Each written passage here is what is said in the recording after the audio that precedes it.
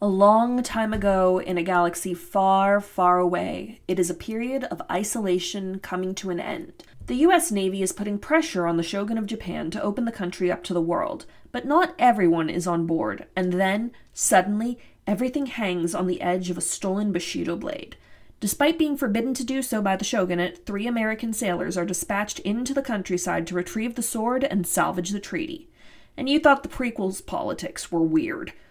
The Bushido blade contains depictions of multiple forms of racism against Black, Native, and Asian people, as well as explicit sexual content that sometimes intersects with the aforementioned racism. Really wish I'd known that before putting this movie on the roster.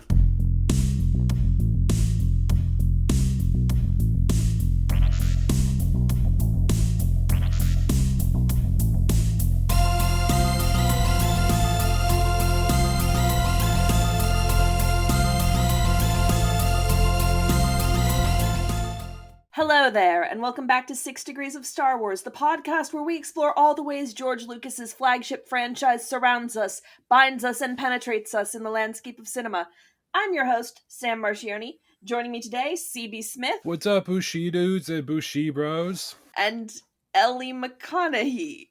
You know, I want it on the record that, like, the week before I saw this, I watched another samurai movie from the 80s, which is it's a little obscure movie called Ron.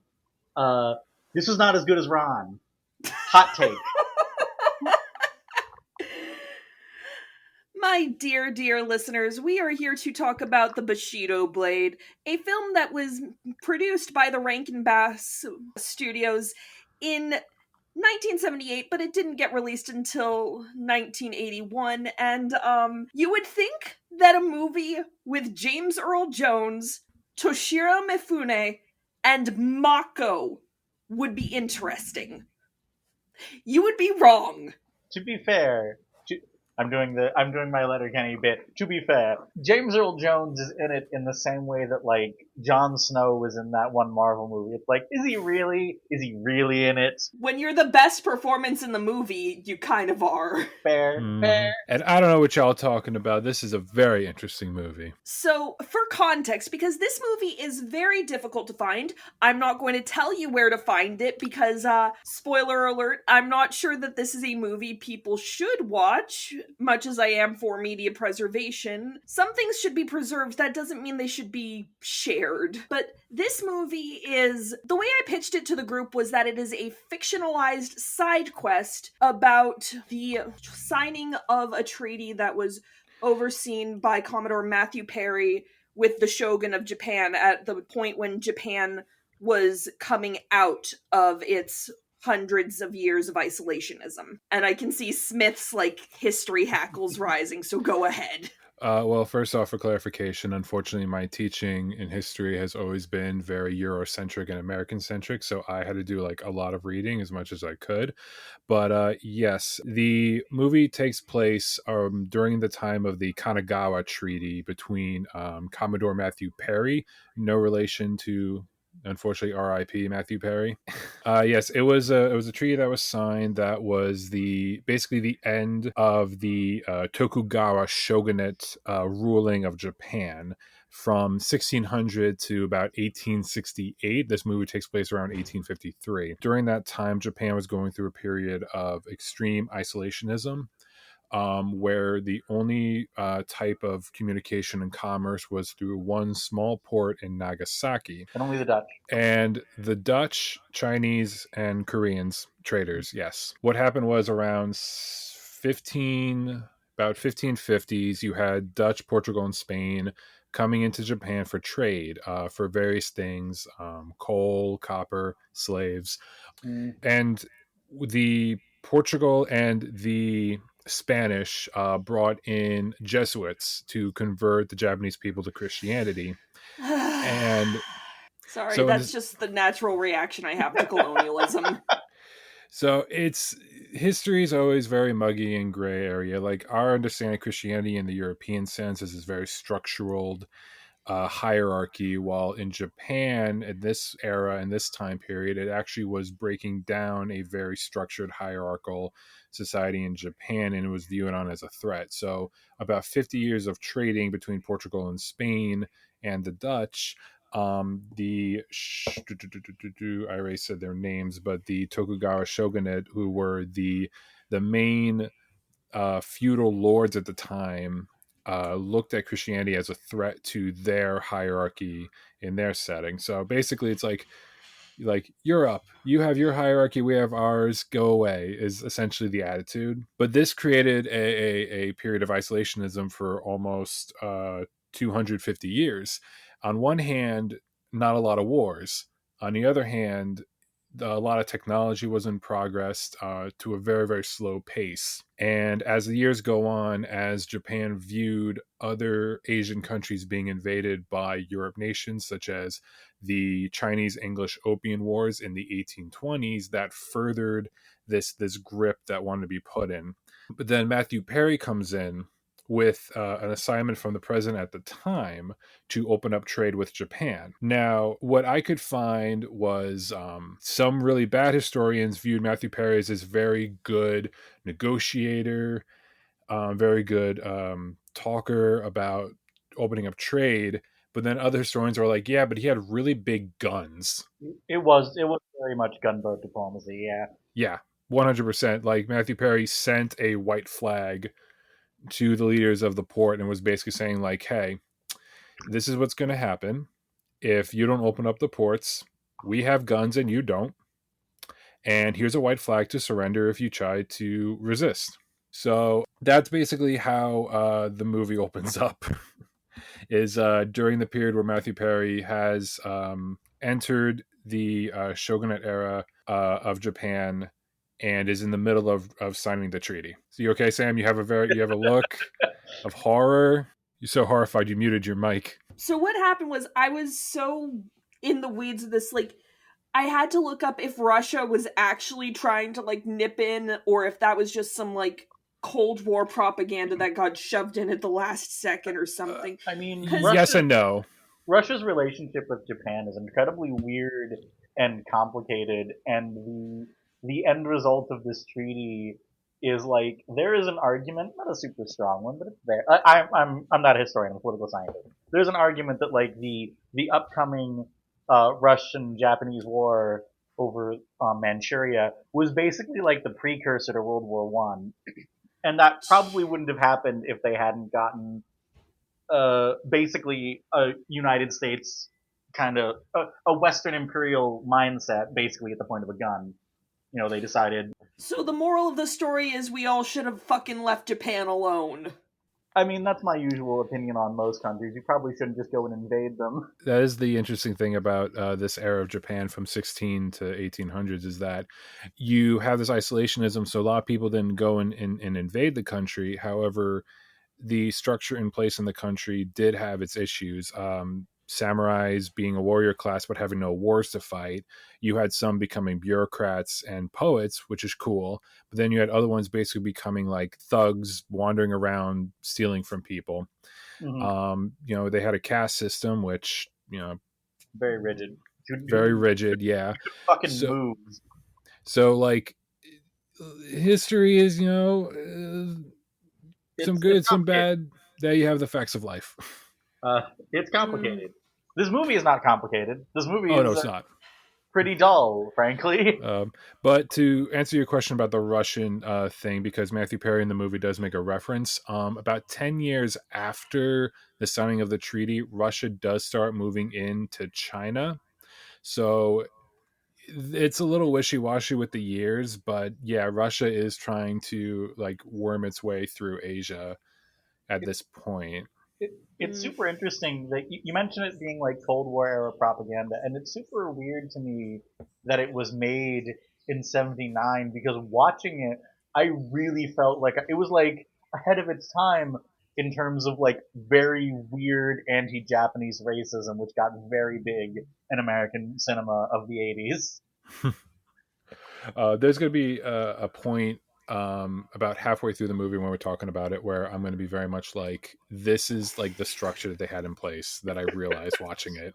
You know how I've like referenced in the past that whole thing of how Toshirō Mifune did not want to be involved in Star Wars because he felt it would cheapen the image of the samurai. I want to know what his thought process was in signing up for this movie. I'd never heard that before, and that's like so fascinating to me because like, man, sitting here in the far future year of 2024, I feel like it's kind of been cheapened pretty heavily. I don't know if I can really. It's the same thing with like, honestly, it's the same thing with this West. I think you mentioned in the Discord chat that it's basically a Western. Yeah, I didn't want to skip ahead, but I guess since we're having the conversation, watching the movie about halfway through, it looked very familiar, this movie, despite never hearing about it until Sam propped it up, and I'm like, where did you see about this? Because it was, but watching it, I realized like, oh, this is like all of those cheap westerns that my dad would watch all the Mhm. time when I was a kid. I have a recurring bugbear, which if you can get me in a room with someone who also has like an intense film fixation, we will have like arguments about this. My basic premise is that a western is not a genre; it is a setting. And like by the same token, a lot of the same thing could be said for samurai movies. Even I mentioned Ron a minute ago. You can find just Kurosawa samurai movies, action movies, dramas, tragedies, comedies, a lot of different stuff under the heading of a samurai movie. But we're getting ahead of ourselves. Hmm. Well, We we are haven't getting talked ahead of about ourselves, so we haven't we'll. talked about the blackface yet. Oh god. Wait, I okay, am wait, don't go ahead. We got to talk about like the beginning and everything. We got How to is set the that going audience. ahead? The blackface happens in the fucking first 5 minutes. No, there's an assassination first off. There is an assassination first off. We got to get to the beheading before we get to the blackface. What a sentence. What a Things sentence. I never thought would be said on this podcast. You chose the movie, Sam. This is your The idea. dice chose the movie. The dice chose the movie. Mm-hmm. Mm-hmm. I'm just you'd think that would be something you like. The Wikipedia page, the Wikipedia page for this movie is incredibly uh Scant. scant. It's like nothing. Mhm. It's like one of those that like barely exists. So that just coming out of nowhere, I'm like, what's happening? So the movie starts with a breakdown of Matthew Perry coming in with his gunships and his steamboats to Japan, spewing out black smoke, which was the event that was called the Black Sails, I believe it was called in Japan, where he came in. They don't mention the whole gunboats and the threatening to use them in order to gain access, but then there's a breakdown of like the political order of like, some people don't want trade to be opened up to the West. And then we have an assassination of an unnamed person. So that we can steal the fancy sword that is the titular Bushido blade. Mm-hmm. Mm-hmm. So this is a thing that I feel like the movie was incredibly loose about. What's the like deal with this Bushido blade? Like, it's just a cool gift they want to give to the white people. So It's a cool gift, but it's also like emblematic of their culture. Like there's a whole artistry that goes into creating blades like these. Right, I just wasn't clear on why it had to be like this one as opposed to like you can go get another equally cool sword over there. I mean, I have to assume it's got like fancy commissioned calligraphy or something on it. Got the artist signature. just for clarification, Bushido is the name of just the code of chivalry that samurais have. So it's calling it the Bushido blade is the equivalent of saying like this is the knight's sword. So the significance that it is a gift to the president, even though Matthew Perry wants nothing to do with it, he just keeps calling it that damn blade throughout the whole incredible. movie. I don't know whose idea was for Matthew Perry. He's not a huge character in the movie, despite the fact that he like spent 10 minutes talking about what he did historically. But like, I don't know at what point the actor decided his main affect throughout the film was going to be unrepressible contempt for the entire proceedings, but that's the choice he made. So we will give credit or blame, depending on how you want to label it. The writer of this movie is some asshole named William Overgard, who I had literally never heard of before this. He's apparently written for a TV show called Silverhawks and a TV movie called The Bermuda Depths and something called The Last Dinosaur, which he also made with the director Sugunobu Kotani. Yeah, I apologize for any Japanese that I butcher. So this is a Japanese director, which I don't know whether or not he was fully bilingual or if he was working with any kind of interpreter during filming, but there are pieces of this movie that feel like there was some hard lost in translation issues. Not much different than a spaghetti western. Mm-hmm. Well, anyway, so those are the two guys that we point the blame at, but I don't know who to point the blame at for blackface, because here's the thing. Apparently, blackface is not as much of a taboo in Japan as it is in the United States and other Western countries that did horrible, violent racism and colonialism to the people of Africa. So there's a YouTuber. I've probably mentioned her this podcast before.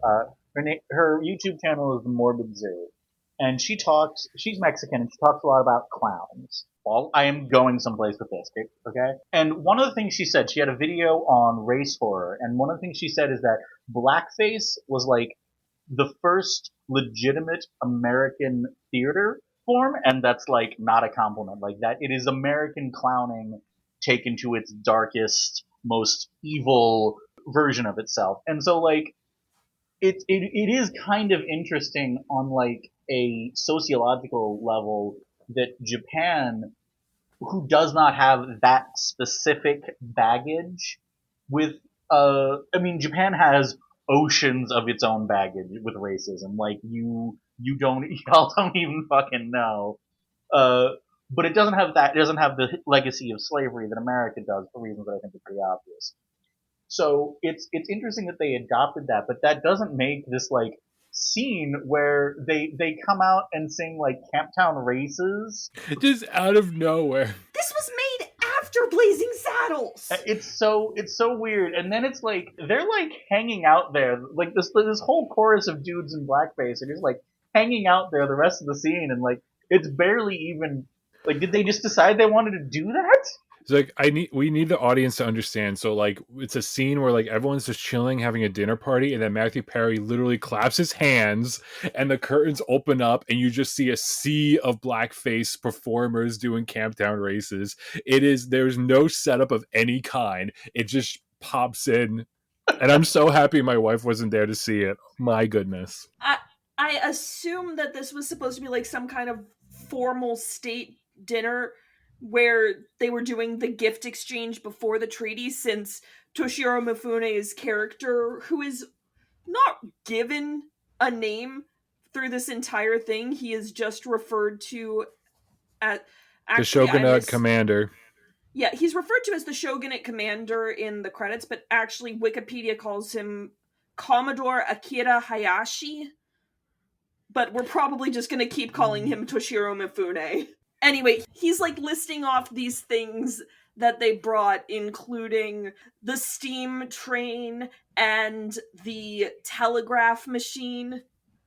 And it's fucking sucking America's dick in the text so fucking hard. I hate it. Okay, I've been holding this in for so long. I just want to say this.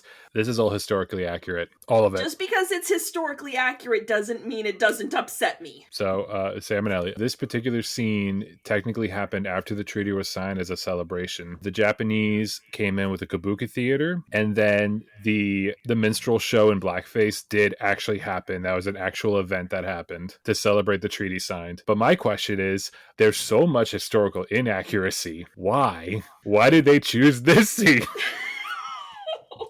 Apparently, I'm looking at what I can find out about the film. Apparently, it was made in Britain.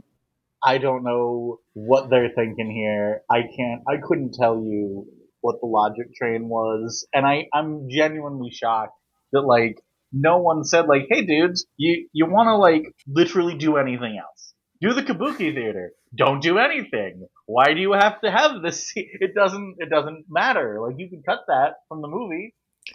On a lighter note, the train thing is also actually historically accurate. There was a waist-high model train that was given as a gift, as well as telegraphs, cameras, and some Colt revolvers. So there, again, there's going to be a lot of inaccuracies. Why did you choose the blackface? But That was a conscious decision. But like the thing that I have in my notes, I went to go look at what I said about it at the end of the movie. Is like I feel like the blackface scene is almost kind of emblematic of the entire film because like there's a lot of shit in this movie that just kind of like happens and then is Mm-hmm. over. And like I mentioned that James Earl Jones isn't in the movie. There's a sequence where one of the three main characters gets like captured and then escapes. But not Barely before we even extol the happens. horrors of baths.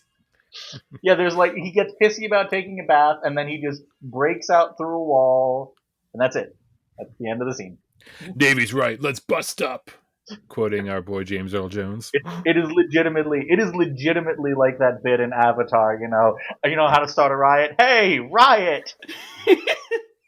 Oh god. So the Bushido blade gets stolen, or I'm sorry, this damn blade gets stolen, and Matthew Perry's just like, if only that damn blade wasn't stolen. Because the gift was stolen, the Shogun has lost face because, of course, this is a movie about Asian people written by white people.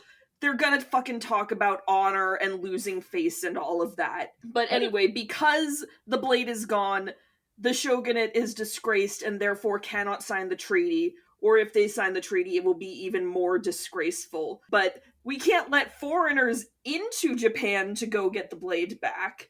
So the Commodore summons up our three idiots who we are going to be following: Captain Hawk, Midshipman Burr, and the bosun. I forget if he actually has a name, but he's the midshipman's uncle.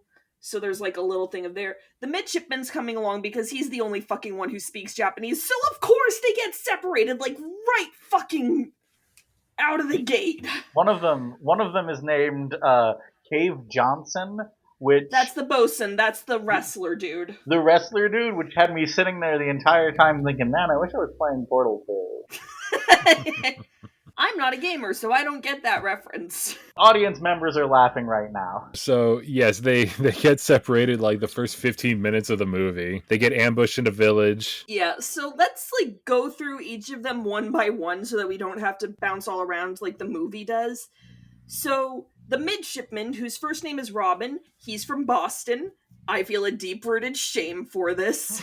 He gets like tossed down the river and encounters one of those horrible like Asian doll stereotypes. Her name is Yuki. She pulls him out of the river. He speaks a little Japanese at her, and since he can't translate Robin, he calls himself Bird, and she brings him back to her house.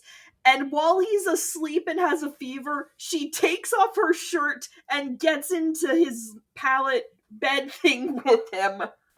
Jesus Christ. I do love how he, like, washes down the river, and while, like, the bosun is off doing weirdo adventures, he's like, I'm gonna hang out here for the next 45 minutes. Well, I mean, I kind of don't blame him because the other person who is there is Mako. Mako is playing a character. I swear to God, I read about this person when I was in, like, middle school. I read about Enjiro as somebody who was on like a boat that got washed out to sea from the coast of Japan by like a big wave, and they couldn't go back to Japan because of the isolationist practices, and eventually they got picked up by, I think it was like an American ship headed for California, and they spent time there, and eventually they did get back, and that was part of how there was actually some dialogue getting opened up with the shogunate. I cannot for the life of me remember the name of that book because it was so many years ago. Goddamn, I'm old. But I swear that's based in history. I actually appreciate that because I couldn't find anything, and everything I kept reading was saying that, like, if you were, say, an adventurer who went out in the 1600s and you didn't get back into Japan in time, you were cut off from the country. There were a lot of Japanese people in China who were cut off from Japan out of fear of influencing Japan at that time. So you telling me that there is a story of a guy who was wrecked outside of Japan, found his way to other countries, and then found his way back. that's very helpful because I was about to call bullshit on this and being like, listen, this is very unlikely that they would have come back because of the strictness of that isolationism policy. So thank you, Sam. I appreciate that. I remember nothing except that the book had that classic Japanese painting of the waves. You know the one, right? Like, it's the first image search when you Google Japanese waves. Or at least it was before AI dumped all our things to hell. I have a friend who went to art school, and that's like their favorite painting ever. Right. So they hang out for a little bit until it's realized, hey, the guy who stole the blade, Lord Yamato, has found out that you are here. You need to get the fuck out. And that's how we start reuniting with the other two. Ellie, do you want to take what happens with Cave Johnson? I don't want to be like, suggest that perhaps this film was made slightly haphazardly. But like his section of the movie basically amounts to the wacky adventures of Cave Johnson in Japan. Like he gets captured with a bunch and gets like thrown into prison with a bunch of like Americans or other people who have like washed up on Japan. They basically don't seem to know what to do with them, so they just throw them in a house. And then that's where he meets James Earl Jones, who is in like 2 scenes. And then he busts out of that, and then he does like sumo for 5 minutes. And then I'm gonna be honest, by the middle of the movie, this movie was really testing my focus. Yeah. And then he hooks up with the captain again after the sumo, right? Right. Yeah, he does meet up with he meets up with Robin first, I think. But and then they both meet up with the captain at the captain. So the shipwreck aspect, that's also a little bit accurate. One of the reasons why there was opening up for trade with Japan was also the fact that a lot of American ships would wash up to Japan and they weren't allowed to leave. Similarly, the Barbary Coast over in the Middle East was also doing this. That was a slavery issue, but Japan didn't really seem to do that. No, but it's worse than that because they make them take baths. It is extremely funny to like remember that in this context, like it's like 1850 something, right? 50, yeah. Those European dudes, they have bathed once in the last 60 days. Enjoy that. Oh, but Japan's the uncivilized place.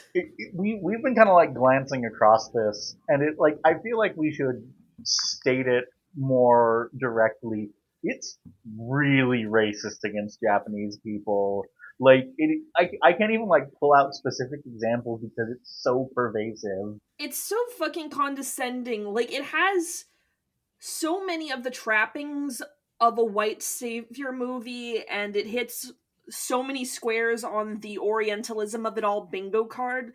God, I'm so glad that I didn't end up inflicting this on Shami or Addie. I do have some... No, you flipped it onto us. I have in my notes, like, right volunteered! Here. I did volunteer. I have in my... Okay, here it is, yeah. I didn't know like, halfway through the movie, I think when he gets to the scene where he's, like... Where the captain is, like, getting seduced by the... Fucking... that lady... That character is certainly a character. Tomoe. I was like, I didn't know that Last Samurai was a remake. A much more sensitive remake at that. We have kind of overlooked Prince Ito, who is the Japanese man who did go after Lord Yamato because the Americans weren't supposed to. And the captain meets up with him when he gets injured. And that's when we meet Tomoe, who is a mixed race girl whose mother was Japanese, whose father was European, and so she views her Western blood as shameful, and she became a samurai because she's hoping to die an honorable death in battle as compensation for the evil of her Western blood. And the captain's like, why are you talking about that? Being from the West is great! I know. We got so many cool things. We got trains, we got telegraphs, we got guns, we got... More guns that kill, well, he doesn't use this term, but that kill natives because, we gotta throw the anti-native racism in there too. He's showing his Colt revolver. to the prince, and he's like, "Yeah, I get a lot of nerves with this one." For those of you in the audience, Prince Ito, we kind of glanced across him. That's Sonny Chiba, Yep. who I think he was in the Kill Bill movies, right? Both Kill Bills and Fast and the Furious Tokyo Drift. Hell yeah! So I don't know, maybe this movie would have been better if it had had speeches about family. Family. I don't fucking know. Oh my goodness. It is like an embarrassment of like reasonably well-known Japanese actors, if that helps Yeah. our audience at all deal with this. But then we get into the fucking...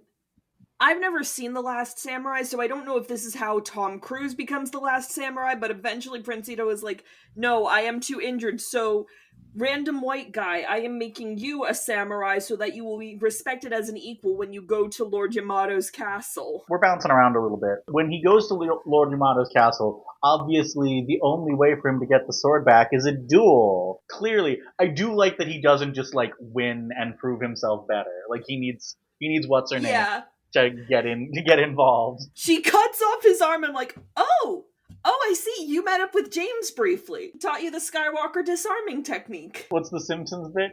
Hey, that little girl hasn't done anything yet. You know when she does, it's gonna be cool. So yeah, brief moment She had the high ground. Brief moment of actual coolness there. That was pretty rocking. Was it ever explained why the castle foundations just started, like, randomly shaking? I think it was an earthquake. Fun historical fact, there was an earthquake around the time of the signing of the treaty, and it was looked on as an omen of, bad idea. Bad things to come for the treaty, yeah. Listen, as someone who grew up someplace there are a lot of earthquakes, you cannot be like making earthquakes into omens. They just happen, they just fucking happen. Sometimes they swallow half of Anchorage, it's fine. Ellie, I will say this though, I live in Jersey, and we recently had an earthquake, and we haven't had one in like 20 years, so I will tell you. I felt it. Oh, yeah. So a lot of people make it omens. I grew up in Anchorage. I've slept through like 6-pointers. Yes, you're both tough as nails, but you don't understand. This was a plot-relevant earthquake. They would not have gotten away at all if the earthquake hadn't conveniently started and stopped when it did. Wizard did it. But yeah, we had to have the stupid fucking... Why did she fuck him? Why did she fuck him? These characters have less than zero chemistry. Why? I was a huge fan of the part where she does, like, I don't recall what the logic train was that led her to do this, but she does the, like, stepping on your back massage, but she's still wearing her sandals. I was incredible. Like, stomp his head in. Kill him. Yeah, there's that scene of them like flirting, quote unquote, while they're out and hiding in the forest. And our lady samurai, she has just the blankest face, the most I don't want to be here face throughout the entire time. And it doesn't change when they go to their sex scene before this big duel that we're talking about. I don't want to be mean to this actress. Her name is Laura Gemser. Like, she was trying... I think, again, I have to give this blame to the director because, and, I don't know if there was language barriers involved, but god damn, so much of these line reads are flat. Like, people give the prequel shit. Hold on. Let me look at something. That name sounds familiar. I want to see if it's who I think it is. Keep going. I will see if I will look into it. I'm thinking about, like, putting on my theater kid hat for a second. It's a big thing that on the complete symphonic recording of Les Mis, Kaho Shimada, who is Japanese, learned the entirety of Eponine's part phonetically in English because she didn't have time to learn English. And I don't know if actors were learning their lines phonetically in this and just getting a translation, and that was making it difficult for them to understand the cadence of English and how English syllables work, because there is sort of a weird rhythm to English, just like there's a rhythm to Japanese. And the bits of Japanese that I have attempted on this podcast, I don't have the cadence of a native Japanese speaker. Okay. I was correct about this. I thought I saw it on her Wikipedia page. I didn't look into it further until now. Laura Gemser was primarily known for, like, erotic films, which is fine. Oh, dear. That's real acting. I'm not gonna lie. It is real acting. It's just not the kind that gets respect. Precisely. But she then became a costume designer including for very important film, which I am now going to quote for you. Nilbog, it's goblin backwards. This is their kingdom. Yes! Yes! Troll 2! We got our Troll 2 connection! Yes! I Yes! Oh dear Did I see- God. So good, so happy. She was a costume designer for that? She was the costume designer on a bunch of stuff. I think I've actually seen a couple of these. Frankenstein 2000 is a movie she was a costume designer on. That's you know, Yeah. George Clooney was in Return of the Killer Tomatoes. Movies are movies. So anyway, after she comes in clutch with the Skywalker disarming technique and they get the stupid sword and they get out of there. That damn blade, Sam. Anyway, they all end up booking it to a fucking lighthouse. And Lord Yamato's men are following them. And Prince Ito dies fighting some of them. And they try to move his body. He's like, no, let me die here where I fought. I found that scene pretty entertaining because, like, they do, you know, the heroic last stand. Let the kid who speaks Japanese escape with the sword so they can blah blah blah blah blah blah blah. Movie. And also Mako is leaving. And also Mako is leaving. Ellie, there was like 3 last stands during this entire scene. Right, There's well, like so many of them. They were What like makes the- fucking Lord of the Rings. What makes that so great is, like, they do the heroic, like, we're gonna die here defending this. I'm not actually clear on why they couldn't just, like, go. Because they say, like, we can't ride our horses down because it's too steep. Like, so just go. Bitch out. If it sucks, hit the bricks. But whatever, they're holding the line. And then they just don't the die. bosun could have at least gone. Like, that poor man is going to be third wheeling it in Japan with the captain and Tomoe for God knows how long. Right, they do a heroic sacrifice and then they just live through it. So they're left, like, awkwardly standing there on the cliff, like, well, guess we're alive. We're stuck here until somebody comes back for us. Like, everyone listening here needs to understand that, like, there are multiple scenes of, like, this is where we stand, this is where we die, and we do have, like, a big long fight scene, and then it ends, and then they go off and recoup, and then we have another, this is where we are, there's a stand, this is where we're gonna die, and they do it again, and then we do it a third time. And we also have, like, this last minute thing of Robin coming back to the ship right after Toshirō Mifune and Matthew Perry have signed the treaty. And he comes back, and Toshirō Mifune clearly sees the blade, and his expression is inscrutable, because he was walking away from this treaty with the understanding that he was going to be committing seppuku after this. Mm-hmm. And now, I don't know if this was a deliberately ambiguous choice or if he's concretely not going to be doing that now because he knows they got the blade. But also now there's dishonor in the Americans being the ones to get the blade. So, like, I don't know. And I actually mildly care about Toshirō Mifune, unlike fucking Commodore Perry. The real shogunate commander that signed the treaty did die shortly after the signing of the treaty, but it was due to illness. It was not due to ceremonial suicide. And the fact is that he did that because they did not have the blade. And then they get the blade, and then they're just like, forget it. That man chose his own destiny. No, he didn't! I think that the movie is trying to be like, man, this all was pointless kind of deal. And, like, yeah, I'm not opposed to that as, like, an ending beat. I like The Irishman. But, like, you can't do that at the end of a movie where I'm also sitting there thinking, man, this is pointless. Like, I'm with you. Like, there's no point.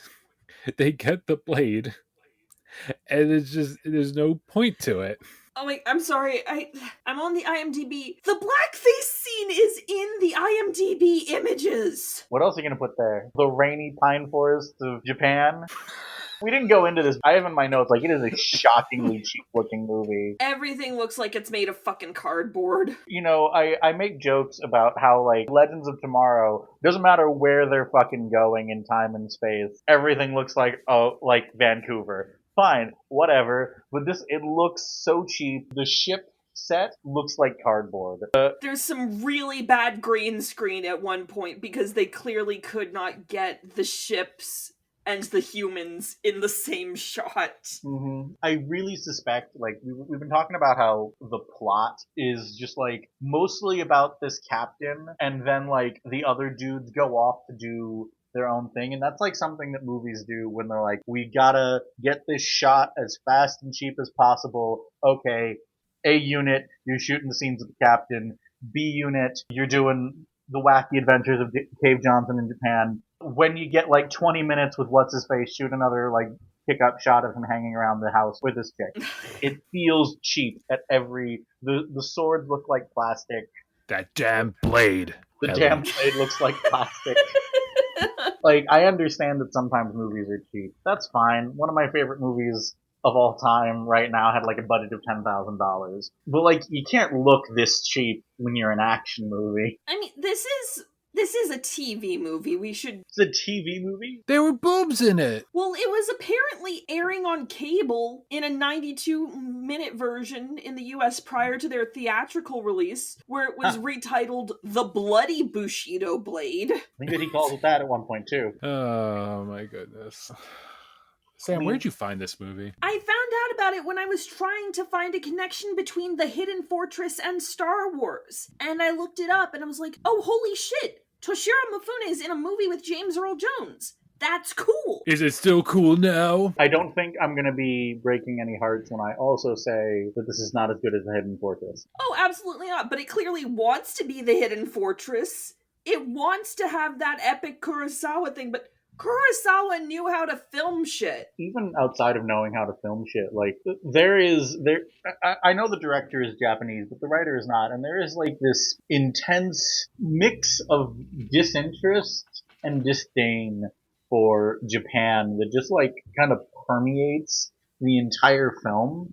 And, like, more than any other thing, that's so killer. If the movie can't bother to take its setting seriously, like, why am I here? To paraphrase James Earl Jones in the movie, Ellie's right. Let's bust up. Oh, God, that was technically another white savior moment, because all it takes is one word from White Man Cave Johnson, and suddenly this collection of ragtag heroes is willing to throw an uprising in a bathhouse full of naked women. As far as I can tell, that doesn't come to anything either. They're just like, yeah, we bust up, and then can he we leaves. Get some closure for James Earl Jones?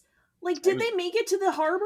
Are they going back to America with Commodore Perry? Back to the cheapness, like, James Earl Jones by 79, he wasn't like, you know, a celebrity the way that, like, Tom Cruise is a celebrity, but he was a name. People knew who he was. They had him for one weekend. They got, like, a single scene on Saturday of him hanging out in that shot. And then he had to go back into the recording booth for Empire Strikes Back. Right on the nose. Oh my goodness. Did we discuss the fact that, like, our three heroes, after their big final fight, the sails they just leave them there? They just fuck off.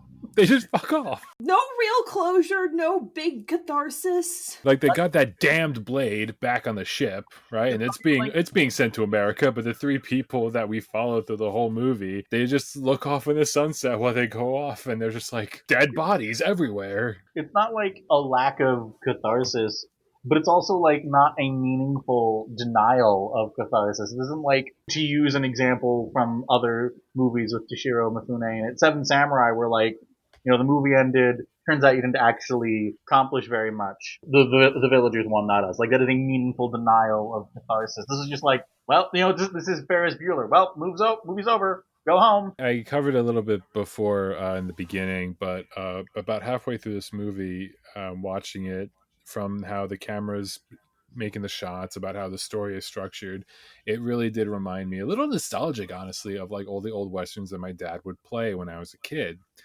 If you swap out, you know, Japan for, you know, the Western United States, our mixed race samurai with a mixed race Native American, Latino, Bushido blades, like, let's say like an Aztec gold or something, like it really is like copy and paste, serial numbers filed off, and even the cheapness too. You could also like reskin this as a Dungeons and Dragons fetch quest. You know what? You gave me a good idea. Next one shot, we're gonna do the quest of the damned blade. It is like kind of a Dungeons and Dragons one shot, but like those are interesting because I don't know about you, but I will have an emotional connection with my character, And also, like, we're gonna be improvising and doing bits. And, like, it's me having fun with my friends. I wouldn't write down one of my Dungeons and Dragons campaign and slap it up on Amazon. Maybe I put it on And you also wouldn't put blackface in your campaign either. Right, like, I would want, people want to do that with Critical Role, but, like, Critical Role is borderline scripted at this point. No shade, people like it. I haven't watched it. I haven't gotten to it yet. I will, but, like, I don't know. I can't see, like, something like Dimension 20 doing this without, like, Cave Johnson's wanderings through Japan becoming, like, a full-blown episode that teaches us lessons about the evils of capitalism. I do like that we have a guy who's named Cave Johnson, and he does look a little bit like a caveman with his big old bushy beard and big bushy hair. He does. Cave Johnson in Portal 2 was played by J.K. Simmons, and now I just kind of wish J.K. Simmons was in this movie. Why would you wish that on J.K. Simmons? Like, we already have James Earl Jones suffering. We don't need J.K. here. And Toshirō Mifune, and Mako, and Sonny Chiba. Ellie, you better be J.K.ing about that wish. Ah ha. Blocked, reported, denounced in the group chat. I don't know. I love J.K. Simmons, but he's not, like, he doesn't only pick good movies, let's be real. You know how much I liked this movie, given how fucking I'm working to talk around it. I am sinking deeper and deeper into the dark side the more we pick this apart, so I'm just gonna bite the saber, as it were. Is the Force with it? I'm also giving a no answer. As I said, it really tested my focus. I'm going to say that this is not the movie we were looking for. It's unanimous. The Force is not with it. Throw it into an exploding Death Star and hope that it doesn't somehow return in 30 years. Throw it in a Sarlacc pit and let it disintegrate over 1,000 years. No, because we've proven that that's escapable too. I don't see this movie having a jetpack. I don't know. Go watch Shogun or something that's actually good. Watch a Kurosawa movie. Yeah, go watch Ron. That shit rocks. You know what? Even watch Last Samurai. It's a little bit more respectful. Absolutely not. We are not a Tom Cruise friendly podcast. Who has pluggables? I can be found on both Twitter and Medium at LSR42. I can be found on Tumblr at Football in Tuxedos, with dashes between all the names. And I can be found on my own podcast, which is going to have Sam like 3 times in a row upcoming. The Biggest Night in Podcasting, where I and 2 other people watch an Oscar-winning movie, with the only requirement being that at least one of the 3 people has to never have seen it before we talk about it. You're about to get revenge on me, aren't you? I think you won. You get to watch Green Book, but then you also get to watch The Aviator, so I think you won. Well, we'll see what the next thing I make you do is, because you got to watch Bound. I did get to watch Bound, and I got to watch The Acolyte. Now, you're dragging me in on The Acolyte. You can find me with the name CB Smith on YouTube. I have a tentpole series on there called Taking a Page, where we talk about books and their adaptations, as well as the history surrounding them. I'm working on a very large episode about Dungeons and Dragons and the Satanic Panic, which should be out by the end of this year, hopefully. Other than that, yeah, book reviews and just general discussions about books and history. Twitter, same thing, CB Smith. Instagram, CB Smith Taking a Page. All extensions of the YouTube channel. And I hope to see you there, guys. As for me, I will ask that you keep the spirit of Star Wars alive by supporting artists through the Entertainment Community Fund, and by taking action to support anti-imperial and anti-colonial movements across the globe, partially by using links provided below, and by taking action in your community. And you can find me on the wider internet as La Femme Fictionale, including on YouTube, Twitter, and Tumblr, where you can also find the blog for this show. Our theme music is provided by Refractory Period, the 2 girls' one-beat synth-pop sensation. You can follow them on Instagram at Refractory Period the Band. To further support this podcast, please subscribe to us on your platform of choice, leave reviews, consider joining Patreon, and share with your friends to boost our visibility. To further support this podcast, please subscribe to us on your platform of choice, leave reviews, and share with your friends to boost our visibility. And consider joining Patreon, where you can get early access to our bi-weekly recaps of The Acolyte as it airs. And now it's time to turn to the Chance Cube to decide where our journey takes us next.